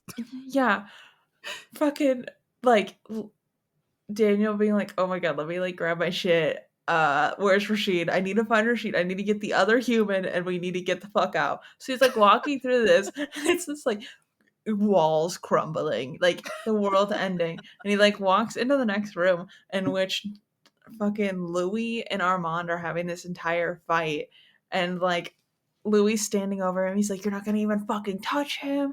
You're gonna leave him alone." And I swear to God, I'll kill you. Blah blah blah. And Daniel's Yeah, like, he "Yeah, was you're like, not "Get gonna the fuck fucking out of my touch house. me." Yeah, Get the he's like, fuck "But out by of the my time I house. get back, Don't be here when I get back." bitch, bam." So Oh, then he like God, leaves, and I'm like, Louis, this is the stupidest thing I've ever seen you do. In what world is Armand gonna be like, "Oh yeah, no problem. Yeah, I'll dude, leave him alone." dude. But Idiot. then he turns to Daniel, right? And he's like, 10,000. I wired $10 million into your bank account. And I'm like, Mhm. okay, so $10 million is the going salary for a vampire therapist? Sign me up. I'll do it. Yeah, There's a risk of literally. death. All right, whatever. Do my friends get the $10 million if I die? Can I can I put a bunch of beneficiaries in the clause? Yeah. Is that okay? If you decide to eat me halfway through, my friends and family still get the 10 mil, right? Okay, then we're fine. Let's do it. If Whatever. you turn me into a vampire, I won't even need the money. So let's do it, right? $10 million to help a vampire sort through his shit and dump his boyfriend that he should have Ugh. dumped 80 years ago. As someone that just loves talking shit about toxic relationships, put me in, Chief. I'm Like, ready to please go. tag me Ugh. in. No problem. I'm there. Whenever you want me, I'm there. 100%. So then Louis like leaves because he's just like, I can't stay in Dubai right now. Like, this Lights man needs to get Daniel's the computer fuck. on fire. Yes, yes, torches his computer so he can't use any of that footage. which I mean, the Talamasca's already backed that shit up. Let's be real. Oh yeah. Um, and like decides he's gonna hop a plane. There's a hurricane coming Hmm. in New Orleans, and he like gets off and is going on a tour that's led by like a local. Honestly, I need like a cartoon of this or something when when he gets to the house where Louis and Lestat like used to live, and the guy's like a criminal, his child bride, and the voodoo cult they ran was operating in here. There was prostitutes. There was also a white man, this a Lencourt guy, and they were up to something. I don't know, they were criminals. He's like telling the story, and Louis like in the fucking tour, like Yeah. that's not my name's not. Trying That's not to not laugh you too. aren't. He's like trying to be a good sport about it, like very good. How quaint. Yes, yes. Yeah. But he's just like butchering the story. His child bride. That's the part that I think really got me. Was the child bride. Hmm. So ridiculous.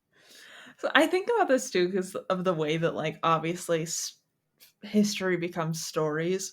You Mhm. know, I'm like, how much like if ghosts could just watch their own life tours, like how Mhm. much are we getting wrong? You know, Mhm. probably a lot. And I would love to watch that.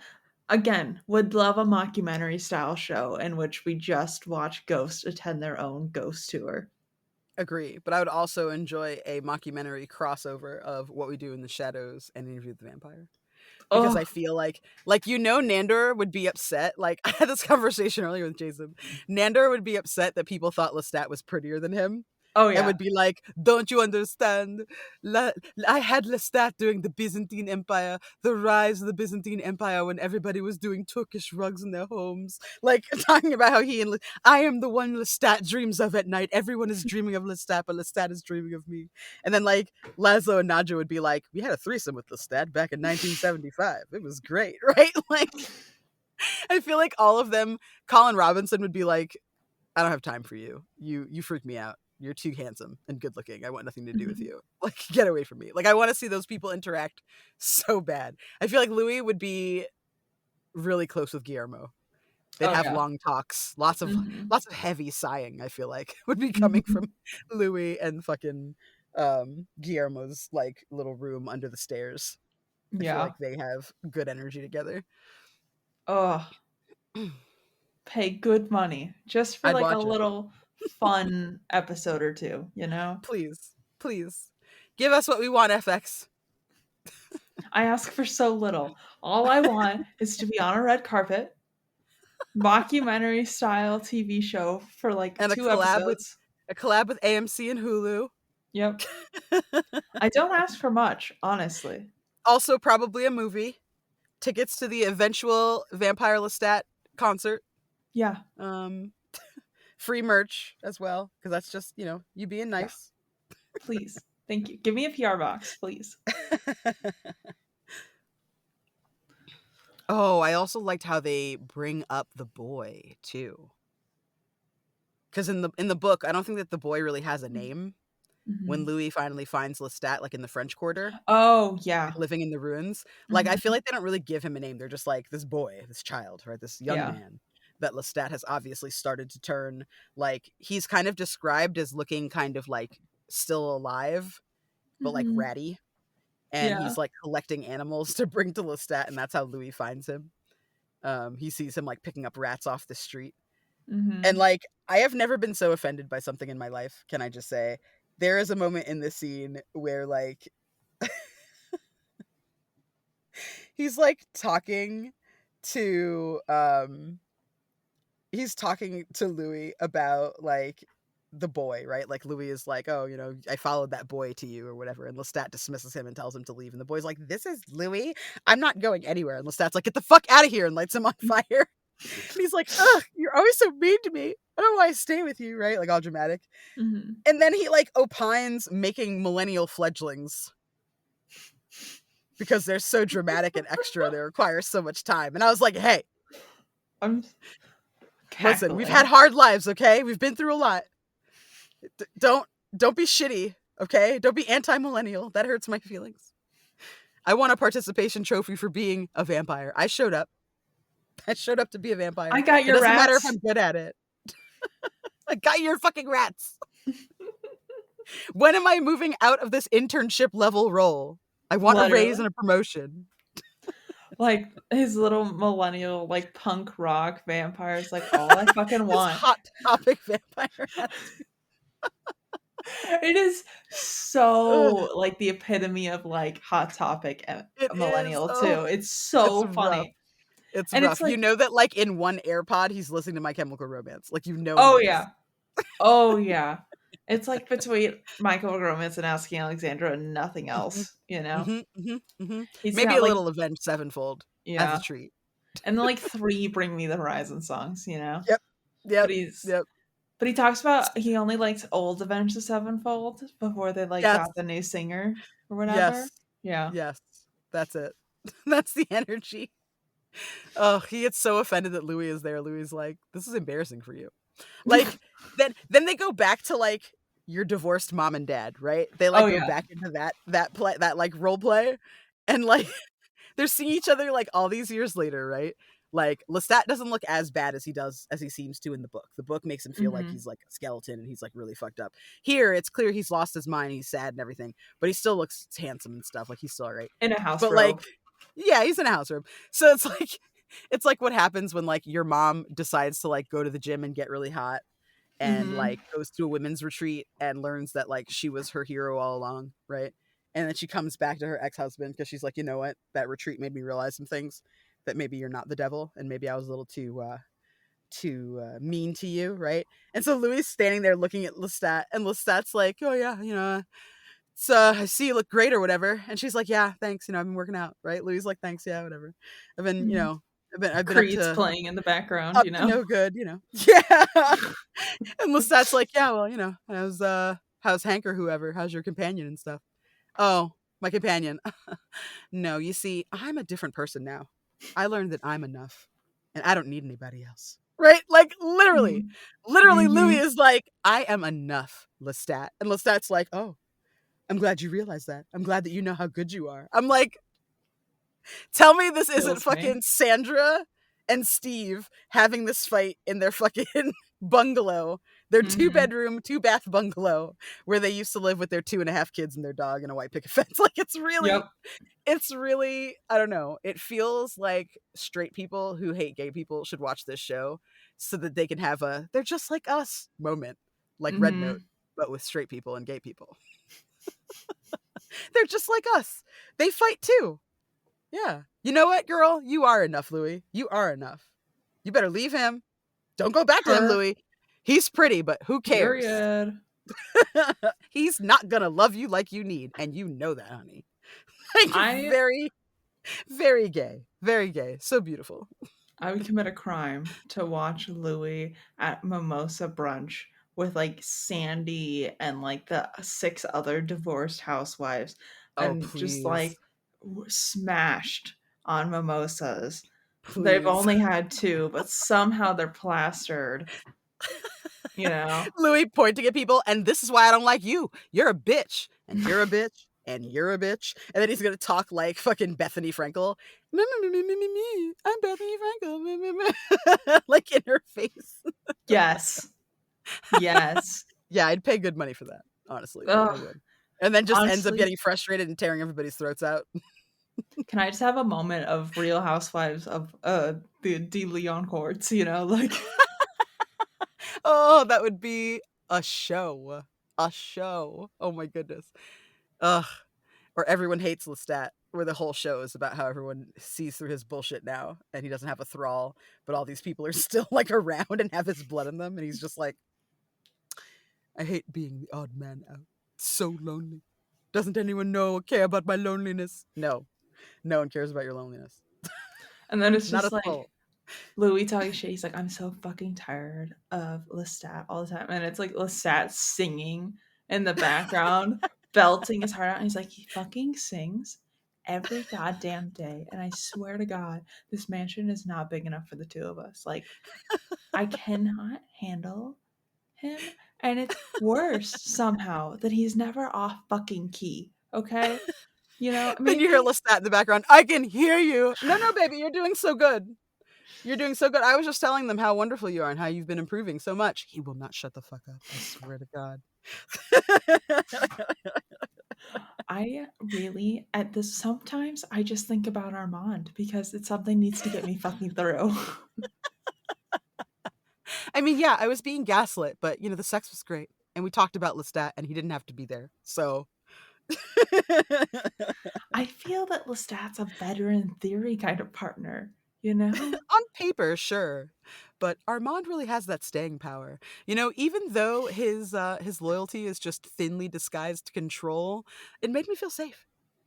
Yeah. Yeah. And something about those doe eyes really got to me. Mm. I find it very interesting though that this scene is so interestingly juxtaposed, and I feel like this Mhm. is on purpose. Like that moment where we see, sorry, loud sound. Um Mhm.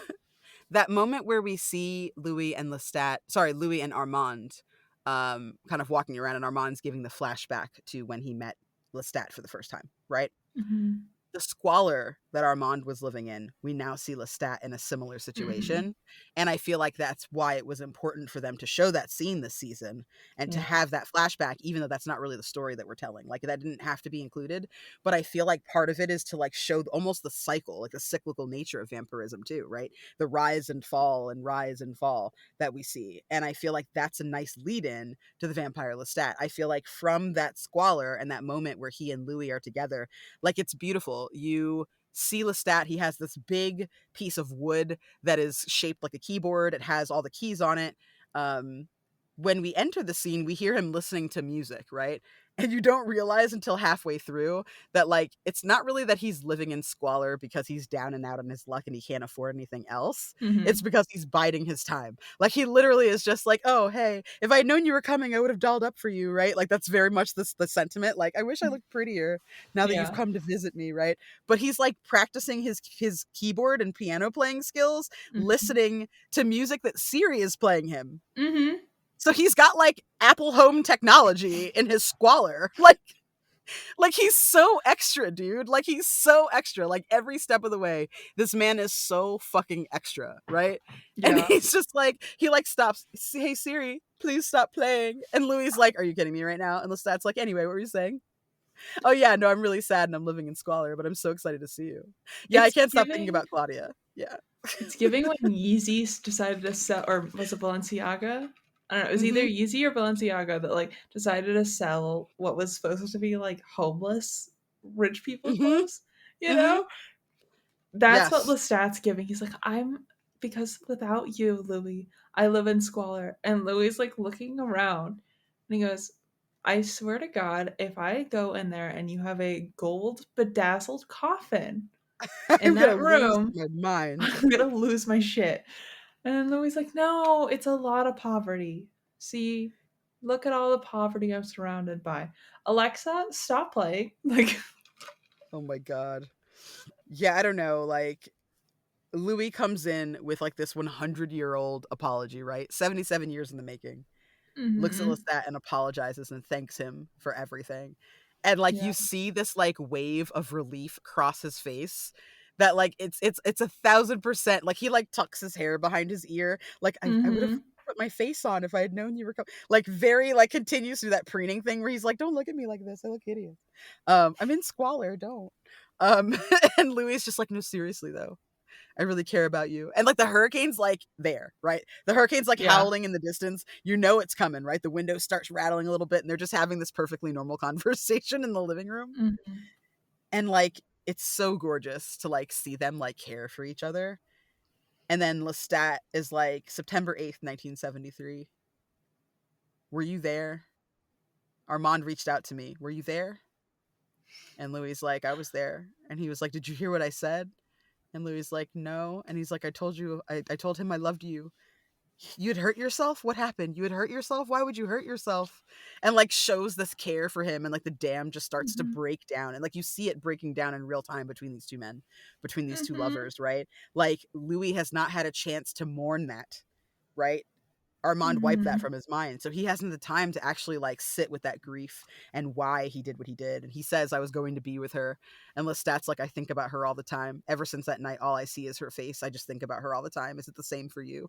And Louis like, yes. And then like they embrace, they come I into wanted one to cry. another. Yo, I was fucking, thank God I was writing notes, because if I hadn't been writing notes, I would have just sobbed my eyes out. Like Oh yeah. my nesting partner got teary eyed, like he got real choked up. Like it was a really, it's such a beautiful moment. Like the house is like breaking down around them in this hurricane, and like Mhm. the two of them are like the beating heart of the home. And like one of the things that I think I love the most about this show and about this adaptation, I feel like something that Rice tried to do with the book was to show the more human side of vampires, right? The whole Mhm. purpose of Louis coming up to Daniel's character in the 70s was to talk about the reality of who he is and what he is, right? So it was Mhm. always meant to humanize. Like him having this interview was always meant to humanize vampires. But like I feel like in this moment, this show reveals itself to be about two people who love them, two men who love each other very much, but have like a very strong push and pull toward one another. Mhm. The child that they had to try and save their marriage, and then Mhm. eons later, right, what feels like a lifetime later, that same child puts them back together and heals them. Yeah. And it's like that's the most human story. They just happen to be vampires, right? They're Mhm. just also vampires, but that's the story, right? The story is about two broken people that find each other, try to put each other back together, fail, and then their child does it in her death and in their grief. And Yeah. like that's like the levels of gothic romance and tragedy were just like through the fucking roof, dude. Ugh. I almost passed out. I almost passed out from the beauty. It's so gorgeous and so touching and so romantic, and like ugh, the house coming down around them, that final visual, especially because like we see that same visual in season 1 when they get into their fight, the house coming down around them. But this time it's not like an act of violence, it's an act of healing. Mhm. I mean, like a goddamn poem, this show. Like a fucking poem. Yeah. And I Mm. thought that's where it was gonna end. I was like, damn. Same. I was like, oh Mhm. god. Nope. Nope. They're like, Yep. we got more for you. And we You see want us to twist the some knife a little bit? We'll we do it. see some random ass man just sitting in like a little like news chair moment.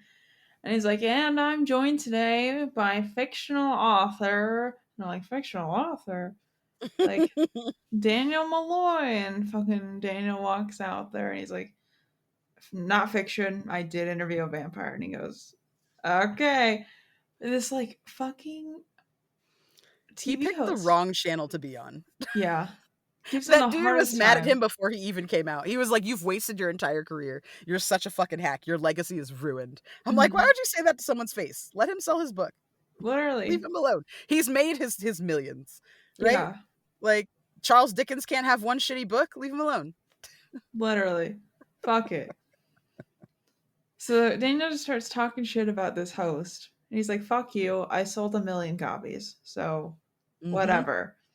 Um, they're just talking shit to each other. And Daniel's like, you didn't even fucking read it, did you? And he's like, no. And he's like, okay then. He's like, it's literally backed by historical fact and research. So I don't know what your problem is. So then we get Louis also in the present day overhearing all these vampires talking shit about him. And then Yes, on the Mind Network. yeah, on the Mind Network, Mhm. which imagine that as a social media. Oh my Fuck god. that. Fuck that. Absolutely not. Somebody that you haven't talked to in 50 years just calls you up out of the blue one day and is like, hey, you gave me a vampire STD 50 years ago. I just wanted you to know. And also, I have your baby. Like, no, get out of here. Yeah. No, Literally, I what the want fuck? nothing to do with you. I don't even go on Facebook, bruh. I'm certainly not doing Vampire Mental Network. Mm-mm, No, mm-mm. I'd be absolutely like, close my brain off. You don't know me. You've never seen no, me. I do not no. exist. Fuck that Um, noise. so then we have Daniel mind melding to Louis because he's a vampire now. Dude. So I hear we see Louis and he's talking to Daniel. And Yeah. at first I'm like, okay, does he have an ear pod, like an AirPod in? Does he Yeah. got like a wireless Bluetooth headphone? What's going on? That's weird, right? Because at first I'm just like, you see Mhm. Daniel and he's wearing sunglasses on this show, right, on set, Yeah. but they're like cool beatnik sunglasses, right? You're not thinking anything of it. Yeah. And then like you see Daniel and he has his phone up to his face and you're like, oh yeah, everything's normal. Mhm. And then Daniel puts his phone away and still keeps talking to Louis, and you're like, oh no. Takes the And then he sunglasses sees, off. yes, he takes the sunglasses off slowly because he sees somebody he wants to eat. And he's like, yeah, Louis, I'm going to go. Yeah, I'll talk to you later. Thanks a lot for catching up with me and everything. Bye. And then you hear him like on the other end. Yeah, hey, how you doing? Like immediately walking up to that person to try Yeah. and go feed. Like, Dude. And then we find and out that Armand was the one that turned him. dude, Armand, who's out of never spite. turned anybody. Ever. Yo, out of spite, homie, out of spite, out of spite. Louis like, do not harm him. I swear to God, if you harm him, Mhm. I will come after you. And he's like, no, I'm just going to turn him into a vampire as an old man instead. That's not really harming him. He's Yeah. wanted it this whole time. So, I just did what he wanted. It's not, and now he's tied to me forever. So good luck staying friends with him. Yeah, He's mine and now. plus Armand, Oops. he's like, I will know if you're with Daniel, because Yep. if you go with Daniel, then I'll be able to track you all the time. And Yep. Louis like, listen, I found Daniel hot in the 70s, but like Yeah. we're not even remotely compatible now. Like I No. have the love of my life. It is Lestat. We're both too spicy, okay? Me and Daniel are both too spicy. We would just piss each other off all the time. They're like You guys exes that get enjoy. lunch, you know? Yes. Yes, they meet and they chat and then they never talk again. Because like if Daniel Malloy didn't mean anything to me when I read the books the first time around, right? It was just Yeah. the boy from the interview. But now that we have this show, you spend a whole 2 seasons with him, right? You're intimately familiar with him. Mm. You know his life and his past, right? What he's been up to, what his struggles are. Like they make so much more of a 3D, like a three-dimensional character out of Daniel in the show than they do in the book or the movie. Which I feel is a great thing. I think he's a wonderful addition because his perception is the audience, right?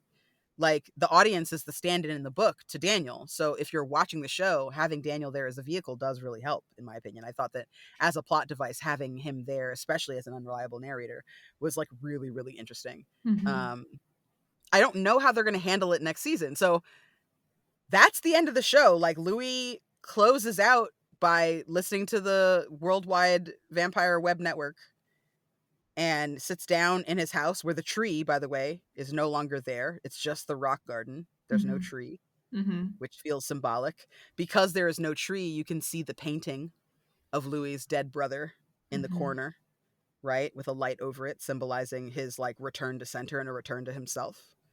Um, and then Louis closes his mind for a second, steadies himself, and reopens it one last time to give like a speech to the vampires out there. He's like, yo, this is where I live. This is when I'm awake. My door is always locked. Everybody that works for me is immortal and is a mortal person. They're not gonna want to fight you.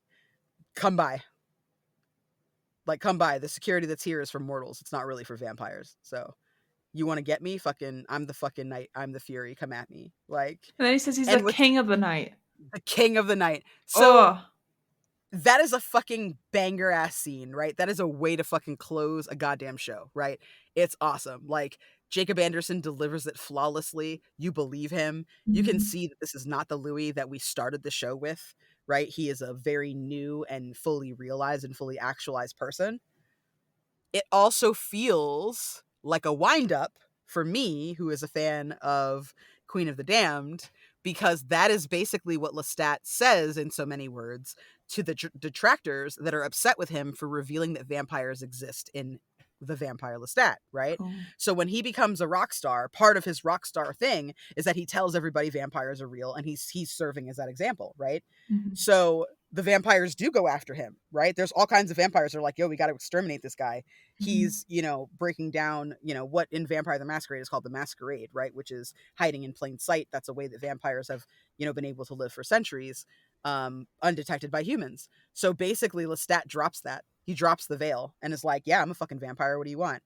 And so I personally think that that's what it's going to be because Lestat and Louis have that reunion. Mhm.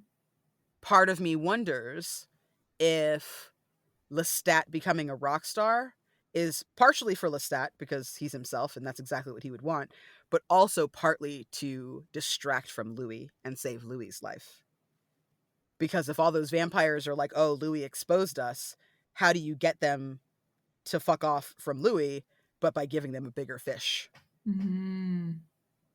And like Lestat's going to have a worldwide impact, right? Like he's a Yeah. global star when he becomes a rock star. Mm-hmm. So that's why I think that they go into the Vampire Lestat that way, because I think that, especially if you are a person who likes vampire media, there's a movie by John Cassavetes, I believe, called it's with Tilda Swinton and Tom Hiddleston, Only Lovers Left Alive. It's not Cassavetes. I always forget this guy's name. Jim Jarmusch. That's right. So Jim Jarmusch, famous indie creator, he's made some good movies, Coffee and Cigarettes, The Dead Don't Die. So he made a movie called Only Lovers Left Alive that stars Tilda Swinton and Tom Hiddleston as these two ancient vampires that have been in love their whole lives, right, for the duration of their vampire lives. Mm-hmm. And they spend like every 100 years apart. And they go off and they have another life, and then they come back together and they live 100 years together, and then they separate and then they come back. So they're each other's constant eternal companion, Mm-hmm. but they give each other 100 years of space in between lifetimes, which also then keeps them safe, right? Because the places that they live, people aren't like, who is this person and why haven't they fucking died in 100 goddamn years, right? Yeah. So they have this like kind of cycle and rotation with each other as lovers so that they never get sick or tire of another, right? And that's what I really hope that they dip into in this next season of Interview with the Vampire, because they're not calling it the Vampire Lestat, right? That's not what they're saying that the show is called now. They're not changing the name of the show. It's still Interview with the Vampire. And in the trailer, not to get too far ahead, I hope this is not too far ahead. It's fine. In That's the what I was going to trailer, next, anyways. okay. So in the season 3 SDCC premiere, like teaser trailer, we hear Daniel's voice, Mm-hmm. right? Daniel is there interviewing like Rockstar Lestat, and they have like a stand-in for him that's like a shitty version of Lestat that's like sitting in his seat while they're waiting for him to come on stage. And then they're like, oh wait, the real guy is here. Hey, can you get the fuck out of that seat? Thanks. And so Lestat comes and sits down. He's like, why is there a goblet here? This is stupid. You need to move this. So like, yeah, we'll take away the goblet. So then Daniel starts asking him questions and warming him up and everything. And it's obvious that Daniel's now going to interview him, right? And he talks about how he's interviewed musicians before and how this is part of his process and yada, yada. So like, we know that Daniel will probably stay in this universe, which is great, but we're just going to focus on Lestat. But in my mind, I'm like, how far back are you going? Because again, like we said at the beginning of this episode, they teased Nicolas L'Enfant. Mm-hmm. So are you going back to Lestat's origin story? I feel like that's where they've got to go if they're doing the Vampire Lestat, because that's basically what you get in the first half of the Vampire Lestat is him talking about, you know, the noble family that he came from and his dad and how he was a disappointing son and how he really wanted to be a performer and a musician and an artist, right? He didn't want to do like manly stuff and noble stuff, and how he was kind of outcast from his family because of that and estranged from them. And he joins up with like a troupe of people, and I think that's when he meets Nicholas, if I'm not mistaken. It's been, like I said, like 25 years since I've read this book. But that lore is already built into the show now, right? They've already set all of that up. Mm-hmm. So in my mind, I'm like, natural conclusion, show us Lestat's side of things, and then once in a while have Louis, right, in the show, just like Lestat was in it once in a while this season, right? Less than the first season. Yeah. That would make me very happy. So now that I'm thinking about it, though, so we had Lestat had that. Sorry, when Daniel's interviewing Lestat, Daniel has an entire coughing fit, and I was like, the reason before we started this recording, I was like, I don't know how I feel, and now I've sat with it a little bit. I'm wondering if Daniel interviewed Lestat in the 80s. And that's why he's dressed in 80s, and Daniel's still a human in that interview. I would think so, but the problem is that he has his book. Oh, you're right. And it's like the book was released because he even says to the when he's talking to Louis, he's like, hey, you tell me where to send your royalty checks. And Louis like, I don't want your fucking money. And he's like, no, I know, but like, you know, obviously, like, you burnt my computer. You didn't want this book coming out. Like, let me at least pay you for it. I can wire you back the $10 million. Like, let me send Yeah. that back. Like, I feel bad. Like, he's like, yo, you worked on that shit with the Talamasca. Like, get out of here. You're not my friend. And he's like, listen, like, I didn't really have a choice, right? Like, the Talamasca edited out a ton of that. So, like, some of your secrets are even still protected. Not even everything is out. So, Yeah. you know, please, like, let me make good on this kind of thing, right? So that means that, like, he released the book. And if he Mhm. released the book, then that must mean that that's current Lestat, which is wild. Like, I'm Yeah. really excited to see how they're going to tie it all Me together. too. I'm just very Yeah. intrigued because I was like, why are we going for an 80s retro, not really retro, but ish vibe? And if it's modern day, but I'm just like, I'm gonna withhold all questions because they will be answered in time, and I trust them to answer all my questions, and I am very excited. I personally think that the reason that they go 80s is because they want to give homage to the original book, because that's when that's set. Mm-hmm. Lestat is a vampire rock star in the 80s, in like the late 80s. I think what they're trying to do is nod back to that version of Lestat Mm-hmm. while giving us a taste of like the glam rock that's kind of coming back around. Like, glam rock goes through lots of phases. Like, I remember in 2012, it was like Blood on the Dance Floor was like the Yeah. glam rock kind of group, right? So I feel like that's kind of what we're getting with even Arcade Fire, even though they're indie, they've even Mm-hmm. been glam rock a little bit, right? With their aesthetic and stuff. So I feel like that's what they're trying to give us is like a very high class, super sexy, um, rock star persona that he has, right? Mm-hmm. And glam rock is absolutely like that, and playing with that androgyny and stuff like that, like very Bowie Thin White Duke energy, right? Or even Aladdin Sane energy, a little bit of that too. That's like late 70s energy, Mm-hmm. mid 70s energy. So like I very much feel like that's probably what they're gonna do, but I don't know, and that's making me a little crazy. I need them to just release it yesterday so I can watch it all and Yes, literally. just shoot it into my veins. Literally. Oh, I'm so obsessed. Like, I'm so obsessed. I finished that episode, I watched the trailer, and I went, I need to watch that again. Time to just start it over. I'll just rewatch it again. Can't get enough. Oh my god, did you see the Easter egg in the trailer? Okay, I don't think I watched it in depth enough. I probably need to watch it again. Okay. There's an Easter egg in the trailer that I noticed Mm-hmm. just by accident. And it makes me wonder. It's a nod to Daniel. Okay.